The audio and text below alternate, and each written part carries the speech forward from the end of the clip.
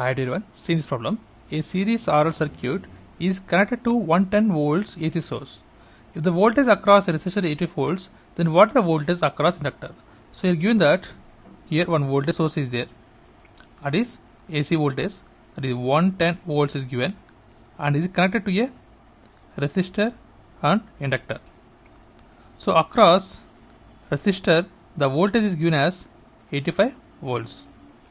Then what is the inductor voltage? This is the problem.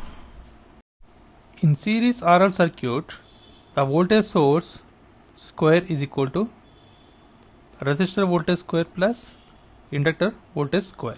So from this we will get VL square equal to VS square minus VR square. So from this we will get VL equal to root of VS square minus VR square.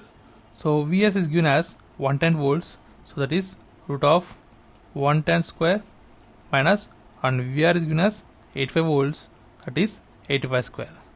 So by simplifying this, by using calculator, we will get 69.82 volts, and this is the inductor voltage. So from the options, option B is the correct option, and this is the process of simplification.